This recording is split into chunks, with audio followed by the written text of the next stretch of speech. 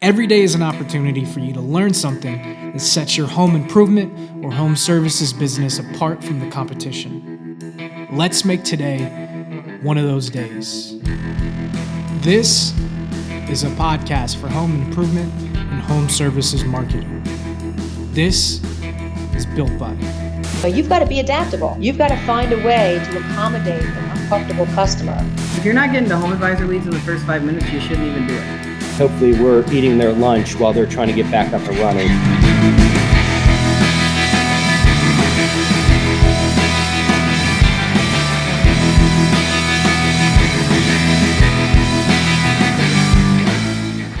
Hey, what's up, y'all? Matt here with Hatch and another episode of Built By. I hope everything's going awesome for you on this Thursday, March 4th. Very excited about today's episode, not only because is it one of my favorite partners that we have here at Hatch and Webrunner, it's also a very important topic, probably like the most important topic we've talked about on this podcast. Now, I don't know if you've seen Apple's TV commercials come out recently about like privacy and security, and they're really honing in on these things. And that's because of the latest iteration of their operating system, iOS 14, which you've probably seen in the news.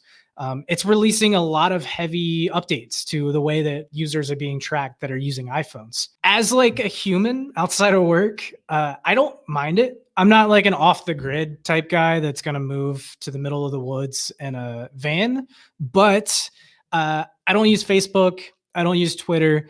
I don't use any of those things just because I like kind of a little privacy. So I don't mind it. But at the same time, as somebody who's in marketing and is like their job to be omnipresent on a lot of these things, this is the worst thing to ever happen. Now, it's kind of an overstatement, but there is not a lot of things that could impact a marketer as significantly as this update.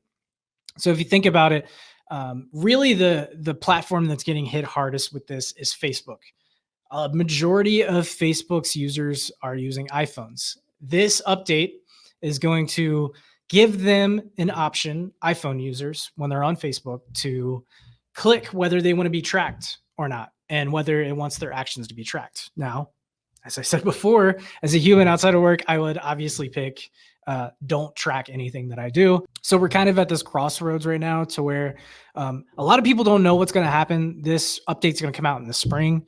I don't really know. I'm in marketing. It's my job to know. Hopefully my CEO isn't listening to this, but I swear I'm trying to read up on it. It's very confusing, and all of these things are happening so fast. And my savior, Ben Levesque from Webrunner, thankfully said, he'd be open to doing this podcast today. So Ben is going to come on.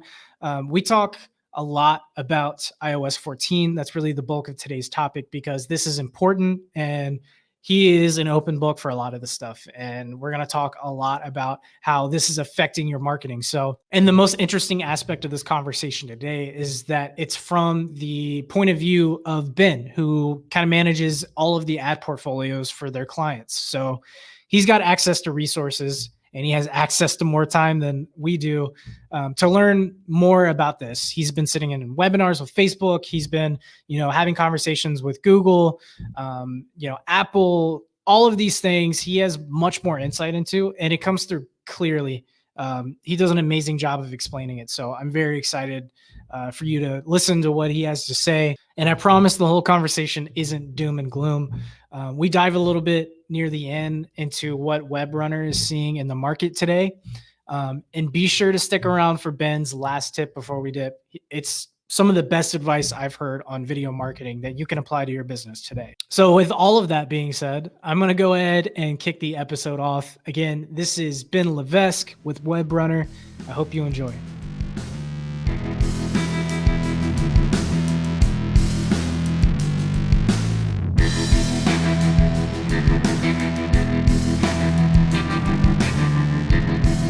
Webrunner was founded by Mark and Kevin. So Mark Levesque was my brother here, and our friend Kevin Donnelly. And I sort of came on a little bit after that. So I kind of started messing around with marketing back when I was 17 years old, actually. So it's been 15 years now. I'm just about to turn 32. So about half my life has been, playing in this digital marketing environment. And it's kind of funny how I kind of stumbled into the role here at Webrunner. When I was younger, I grew up playing hockey like every kid in Canada does. I ended up being half decent at it. So when I was 16 years old, I kind of left home, played major junior here in the CHL, which is similar to the USHL that you guys have over there. And I found myself having a lot of free time.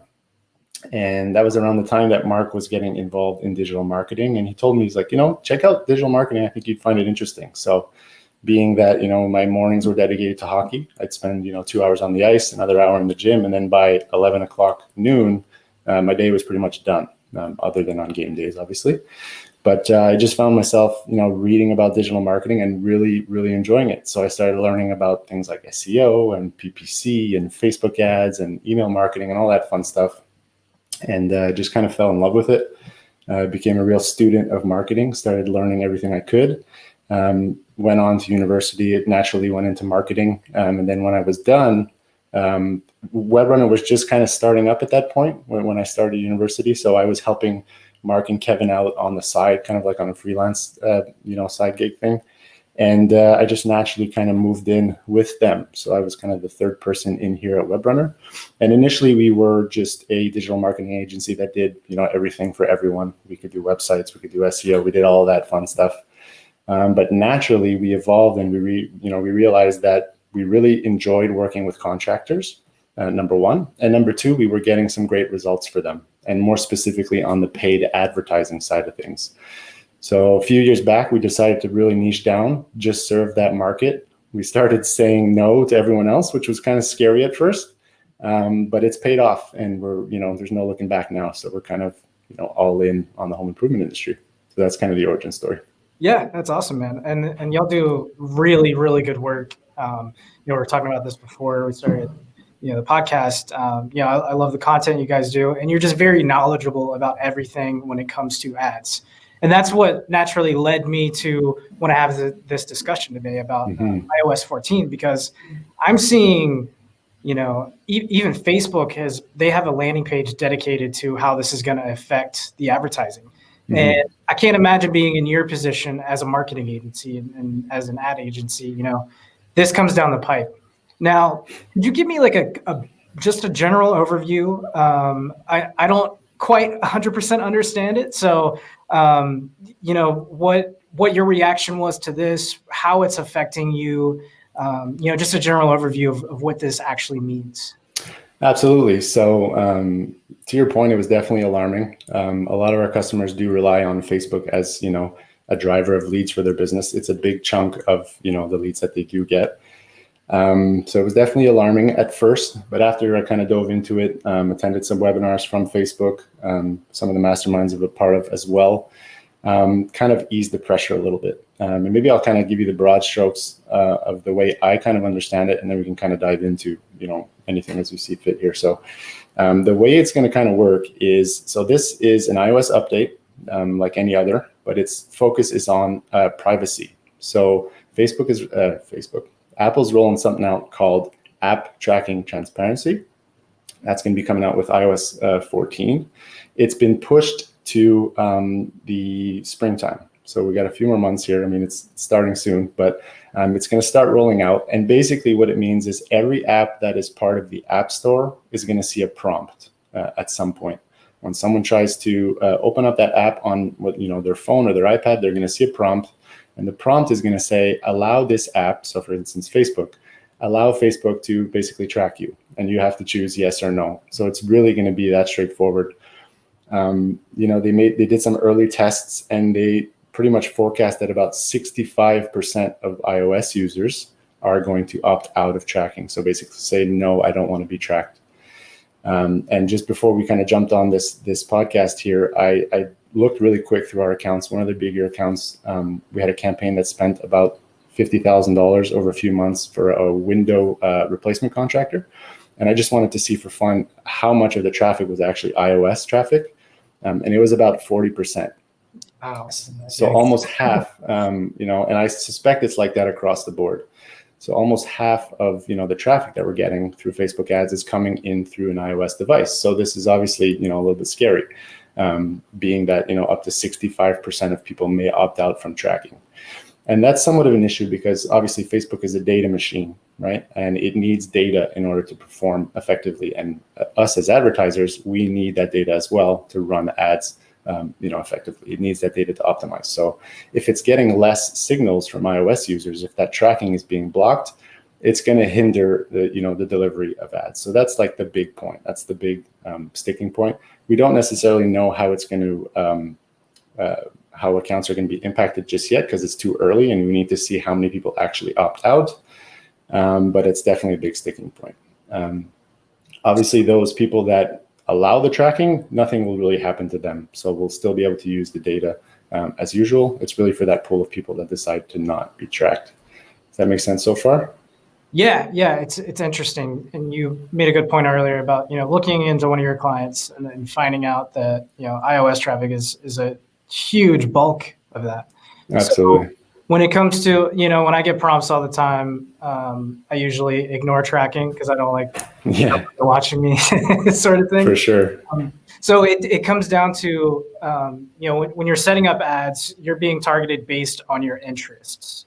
Is that a piece of this? Is it affecting that the ads that get served based on like the other things that you like, or is it more on the back end when you when you click through to an ad to a contractor's landing page or something along those lines? Yeah, so I mean, Facebook is really being forced to overhaul the way their system works entirely because such a huge portion of their users are on iOS. So they're forced right now, they're using something called aggregated event measurement. That's their answer to this whole iOS change. And basically what that means is they are going to need to restrict the data, aggregate the data, and delay the data. So what do I mean by restrict the data? Restrict the data means we're just going to get less data inside the ads platform, like I kind of alluded to before. That's going to be the reality of it. We're not going to have as much data coming in because half of the people are on iOS, so it's going to be very limited. So restricted data. Then aggregated means we won't be able to necessarily, marketers like looking at the breakdown sometimes. So they'll look at the ads and say, okay, people 18 to 24 are engaging with this ad and people in this location are engaging with this ad. We won't be able to do that anymore when it comes to iOS because the whole privacy issue, they don't want us to be able to see which specific person per se is interacting with said ad. So they're trying to just aggregate things to give us a more broad view of the data. So breakdowns are going to change a little bit. And then delayed basically means Apple's only going to release the data within 24 to 48 hours. So we won't have real-time data, which is the case right now, right? If something happens, shortly after it'll be inside the ads platform. So if a lead comes through, we'll have it fairly quickly inside the ads platform. Now it's going to be delayed for a few days. So that's another hiccup there. Yeah, interesting. So there's really two types of leads. It's interest-based and kind of needs-based. So interest-based, I've heard, and this you've worked with some clients before. You're running some ad campaigns towards, are you interested in like a home, a bath and kitchen remodel, something along those lines, versus a needs-based, which is like I need my roof repaired type thing. Mm-hmm. So when it comes to, I guess, the needs-based leads that come through, and I know there's not much of that on Facebook, but is that something you're saying will be affected by iOS 14 when it comes to the leads coming in? Yeah, it'll be affected as well. Again, just because there's going to be less data. So Facebook's not going to know that those interests that you're talking about and all that information is based off of what people actually do on the platform. So which ads they click on, which websites they visit and all that stuff. So if you're limiting all that data because iOS is not letting you basically be tracked, right? You won't be able to be tracked anymore. That big chunk of data is not going to be seen by Facebook. So it's going to be harder for Facebook to actually know who's interested in what, and so on and so forth. So yeah, interest tracking would definitely be affected because of this change. Interesting. So for, obviously companies that use, marketing agencies like Webrunner probably covered because sounds like you've covered all the basics already. I know we said we were going to get too in the weeds, but like I want to keep diving in further. But we got to stay at kind of the surface level here. But for teams that have marketers on staff that are kind of managing their ad budgets and running with these things, what are some things that they should be aware of, and some kind of like things they should be thinking of putting in place right about now before this all hits in spring? Yeah, one thing I think the most important thing is to recognize that it's going to be volatile for a little while. It's not going to be, Facebook's always had some level of instability just because it's, more of an impression-based platform. It's not like Google that's driven with, demand. So there always has been some volatility, but it's going to be a little bit increased or turned up over the next few months as more and more people either opt in or opt out to these, iOS privacy changes. So whereas before we may run ads, for a few days with a few dollars, see how it does, and then make changes, we won't necessarily be able to do that anymore. We're going to have to let things run for a longer period of time and really kind of look at things a little bit more holistically. So here internally, and I know other agencies are doing this as well, is we're paying a lot closer attention to what's going on inside the CRM, so in the back end, not necessarily what's going on inside the ads platform. Because the event data, so when people actually become leads, it's not always getting pushed back into the Facebook platform. So in order to make informed decisions, we need to be looking at CRM data, seeing where those leads came from, using things like UTM tags to know exactly which ads are driving the results, which campaigns, and so forth. And we can use tools like Zapier to push all of that information into the CRM so that we have a bit more of a holistic picture of how our Facebook ads are doing. Interesting. Yeah. Go ahead. Yeah. Other than that, I mean, the pressing things for people to do is Facebook recommends 3 things. So number 1 would be to verify your domain. So if you're running ads right now for your business, you can just log into the ads manager. There's going to be a new tab right next to your campaign tab. It's going to be called resources. If you click in there, it'll give you a quick walkthrough of basically what I'm going to share with you now. But step 1 is to verify your domain. So they want you to do that. Just to associate your pixel to your domain. It has a lot to do with the new kind of conversion windows they're rolling out, which I won't get into because it's a little complicated. But basically step 1 is verify that domain. So they'll give you a code, piece of JavaScript. You'll have to just upload it to your website. If you have a developer, they'll know how to do that. It's really easy. It takes about a minute. Once that's verified, then you're going to want to prioritize your events. And this is where, as home improvement, contractors and advertisers of the home improvement industry, we're a little bit lucky in the sense that we are advertising for leads for the most part. So that's the one thing we're really after. So we only have, for the most part, one event that we're optimizing for. Whereas e-commerce stores, they have a lot. They have add to cart, they have initiate checkout, they have, payments, they have different products. So it's a little bit more complicated. But for us, our main event is lead. So step 2 is really to prioritize that lead event. So it may be done by default. Facebook is looking at how much money you've spent on ads so far, and it's going to basically prioritize the event you've been trying to optimize for the most. So I suspect that for most of you guys, this will already be done by default. That lead event will be prioritized first. But if it's not, you will have to, set whatever you value as most important to your business as the number 1 event on that list. And you're going to have a maximum of 8. So that's a new rolling change that's coming out. You can only have 8 events that you'll be optimizing for, and you have to rank them in order of importance. And again, that resource tab will walk you through how to do this. There's links in there that you just click on, and it's very simple to set up. Awesome. So I know that some home improvement companies use kind of a mix. Some of them use, when somebody clicks through an ad, it takes them to their, website landing page. They fill out the form there for whatever. Some of them also use like Facebook's like internal form that pops up whenever somebody clicks an ad. Have you seen any difference there? Is there one that would actually be better to go with moving forward with this whole new update? Absolutely. So I am not a fan of lead ads. I'll be just blunt and honest with you.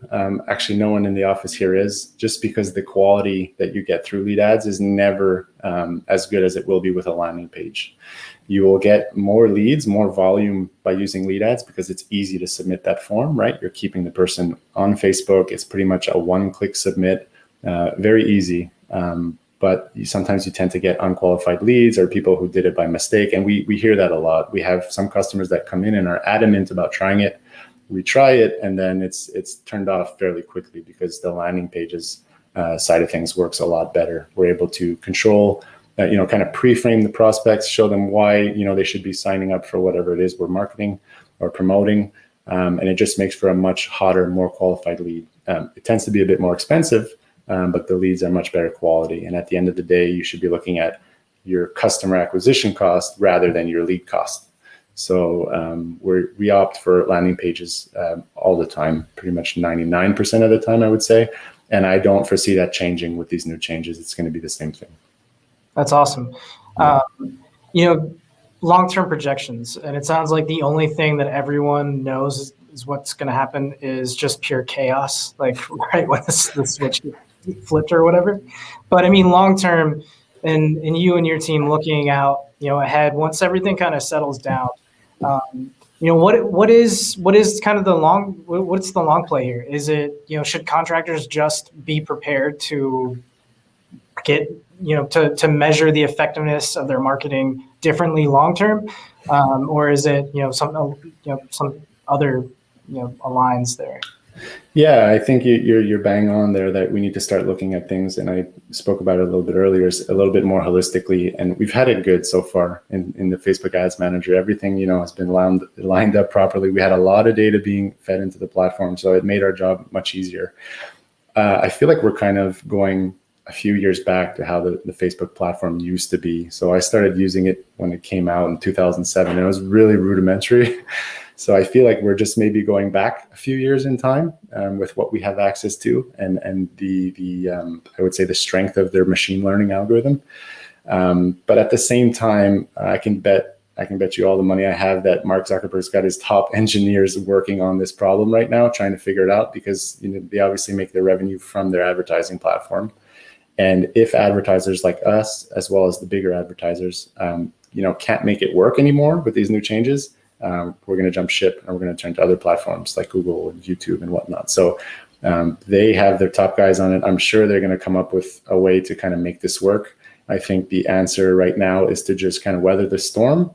Being that the machine learning is going to be affected a little bit, maybe double down on your creatives. So spend a lot of time on putting out some good ads. At the end of the day, you're still going to be able to get in front of your ideal prospects. You just won't have that tracking component to it. So like I said, there's going to be some under-reporting, right? You won't see the leads in the actual platform, but there will still be leads coming in. So that's kind of what the takeaway is for me is, status quo for right now.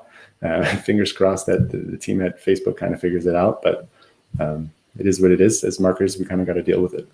Yeah, always got to be prepared for whatever may come. Absolutely. Yeah. So, shifting gears to a much happier topic.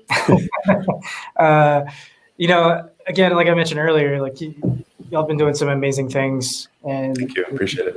And I would just love to hear kind of an overview of what you've been seeing so far this year, compared to coming out of last year a little bit better than we had expected when it comes to lead flow.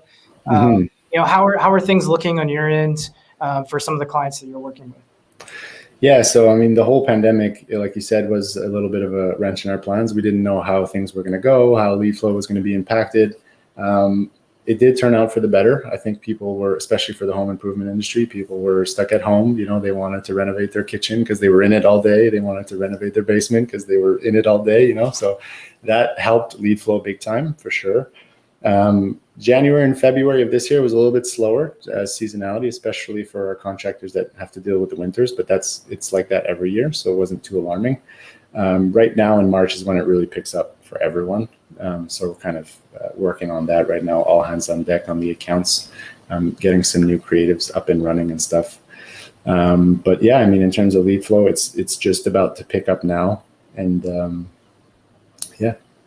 That's awesome. So I see that some home shows are starting to come back. Mm-hmm. That is one major point of emphasis for a lot of companies when it comes to lead gen. With home shows being canceled last year, and this is just a general thing I'm interested in and how you guys approach this.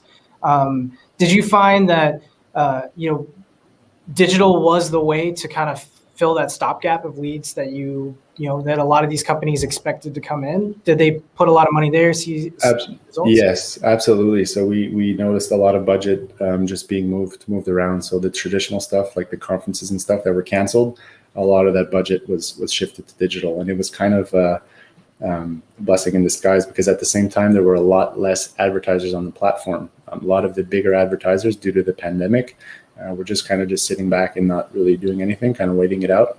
So the CPM, so the cost per thousand impressions, across the board were much lower. So essentially the cost of advertising for all of our customers were much lower. So we had some contractors who were really aggressive when it comes to things like that, and they were really giving us like just the green light for their budgets, just basically spend as much as we could, and as long as the leads came in at the right cost. But we had a lot of leeway in that sense, which was fun. That's awesome. Has it carried over to this year from? Yeah, I mean, it's still lower than it was, I would say, last year pre-pandemic, but it's slowly starting to get back there as more and more competition kind of gets back in. But it's still below what it should be had the pandemic not happened. That's awesome, man. That's really all the questions I have, but I'd love to wrap this up with kind of a segment, whatever you want to call it, called Last Tip Before We Dip. So what's the number one piece of advice you would give to contractors, marketers, anyone in the industry when it comes to anything related to marketing, not even just iOS 14? Yeah, so I would say the number one tip is video. Obviously, you've heard that one a lot, but I'm going to dig a little bit deeper. Video is huge for all of our contractors right now that are leveraging Facebook. There's kind of two types of videos that are really crushing it. And number one would be the educational videos. So 3 to 5 minutes in length, where you're really kind of explaining and educating prospects. So for instance, why fiberglass windows may be more energy efficient than vinyl. So a 3 to 5 minute video on that kind of showcases your expertise. It establishes you as an authority in your market. Those types of videos really, really crush it. Number two would be the complete opposite of that. So really short videos. So we're seeing a lot of success with 15-second videos, and those fit really well across all placements, which is why we like them. So they work well on Facebook, on Instagram, on the audience networks. You can kind of put them everywhere without changing them much, and they really do well. So those types of videos would be focused on one specific benefit of your product or of your installation process or whatnot, maybe an offer, but you just have one message. And you can make a lot of these and kind of just roll them out and run them at all times. And maybe another pro tip here is I see a lot of contractors, that we work with, we coach them on what types of videos to put out there. But they spend so much time creating these videos, and then they slap their logo on the first few seconds, right? And it shows their logo for 5-10 seconds. No one is watching that. So we have to edit out a lot of that stuff. I think it's just common nature to want to put your logo front and center, right, for the branding aspect of it. But you always have to consider those first 3 seconds as the hook to your marketing message. If you can't hook the prospect, they're not going to watch the rest of your video. So those first 3 seconds are the most important thing. And we even go as far as, taking that one educational video and then changing the first 3 to 5 seconds, making different variations. So we might make 4 or 5 different variations, the beginning parts, and just running those, and they will do wildly different. So that's kind of a pro tip there, is to, you're spending so much time working on one video, put together some different intros to that video and really give it some legs so that you can run it a lot longer. And you'll see that certain hooks will work much better than others. So yeah, that's a great tip. And, it's a great callback to when you said, like, this is the time really to invest in your creative and really think creative ways to get in front of your audience. So that's a great tip. Ben, thanks so much. I always love having conversations with you and the team over there, just because the breadth of knowledge you guys have is incredible. But let's say the listeners want to learn more about Webrunner or you. Where should they go? I know you mentioned there's some contractor resources when it comes to iOS 14 and some other things. Yeah, so you can head over to webrunnermedia.com. On the blog there, we got a ton of useful stuff. We also have a really, really good YouTube channel where we interview, technology partners like Hatch and a lot of other cool people that teach stuff to contractors. So definitely YouTube. And then if you want to learn more about, our services and how we can help you get more leads and grow your business, you can book a demo at webrunnermedia.com. Just click the book a demo button.